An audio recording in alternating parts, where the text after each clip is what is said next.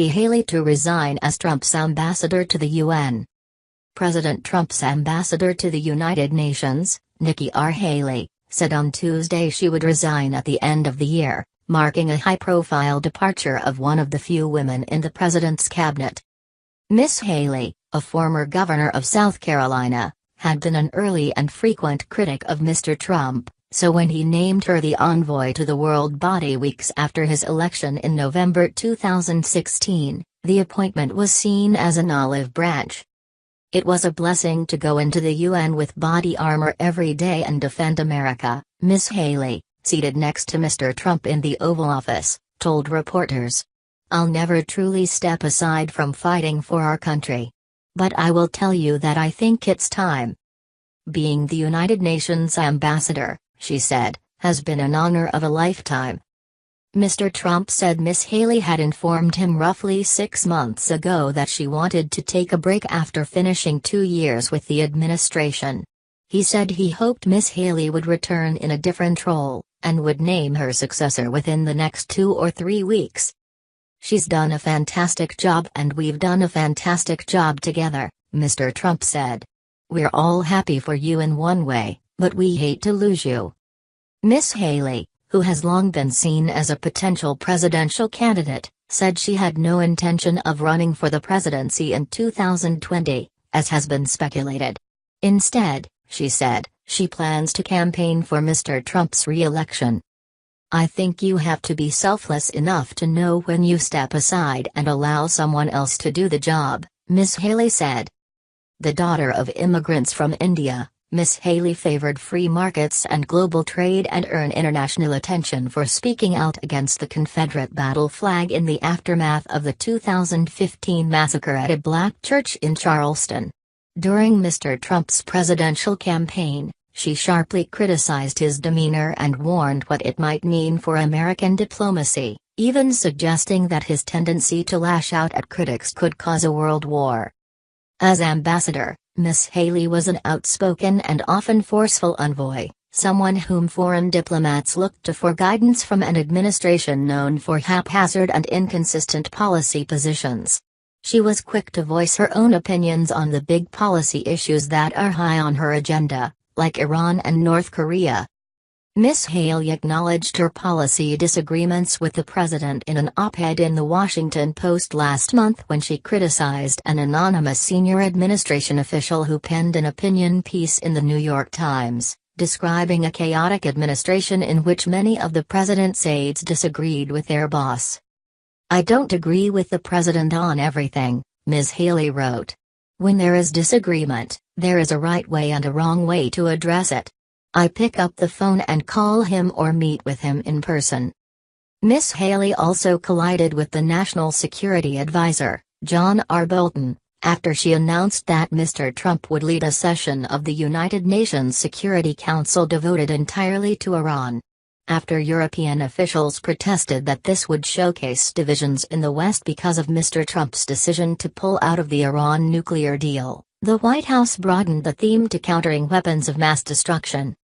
Mr. Bolton did not criticize Miss Haley. But as a former ambassador to the United Nations, he drove the decision to shift the agenda.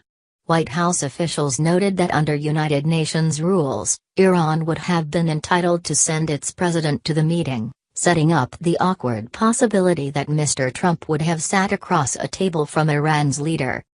Miss Haley also has cast herself as someone able to sway her mercurial boss on issues like Russia sanctions, refugee resettlement and the value of the United Nations itself.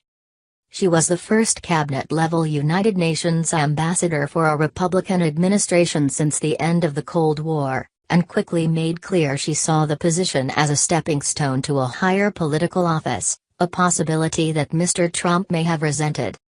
She became a far more visible face of American foreign policy than her first boss at the State Department, former Secretary of State Rex W. Tillerson.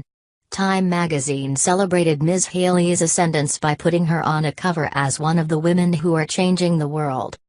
A March 9 article in Foreign Policy magazine, titled "Candidate Haley," portrayed her as a retail politician turning UN diplomacy into a ticket to the White House.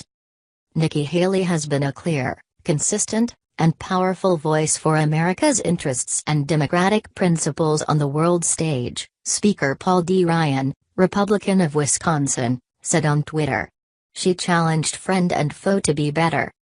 Earlier this year, Republicans close to the White House whispered about the possibility that Ms. Haley and Vice President Mike Pence run as a ticket together as early as 2020. However, Mr. Trump plans to run for re-election.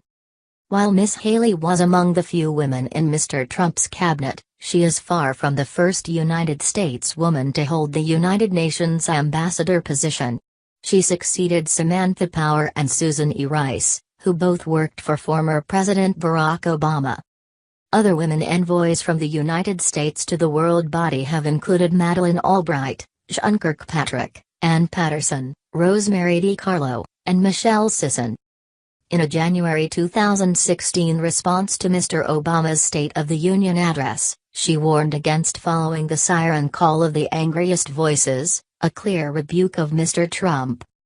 And in December 2017, Ms. Haley said that women who had accused Mr. Trump of sexual misconduct should be heard, a surprising break from the administration's long-standing assertion that the accusations were false and that voters rightly dismissed them when they elected Mr. Trump. They should be heard, and they should be dealt with, Ms. Haley told CBS. And I think we heard from them prior to the election. And I think any woman who has felt violated or felt mistreated in any way, they have every right to speak up. In August 2017, when Mr. Trump casually said at a televised news briefing that his administration could not rule out a military option to respond to the crisis in Venezuela, Ms. Haley was visibly dismayed. On April 15, Ms. Haley announced that the administration would place sanctions on Russian companies found to be assisting Syria's chemical weapons program, part of a menu of options to retaliate against a suspected gas attack that killed dozens on April 7. But the next day, the White House announced that Mr. Trump had decided not to go forward with the sanctions, contradicting what Ms. Haley had said. The White House said she had gotten ahead of the curve, and one official blamed Ms. Haley's statement as momentary confusion. Ms. Haley testily responded that she did not get confused. Compounding her political difficulties, that same weekend, the White House blocked a plan under which one of her advisors, John Lerner, would also advise Mr. Pence on national security policy, in a dual role. The White House was angered by Mr. Lerner's role in a super PAC that had supported one of Mr. Trump's primary campaign opponents, Senator Marco Rubio of Florida, and by his involvement in the Anti-Tax Club for Growth, which had attacked Mr. Trump during his campaign for the Republican nomination for president.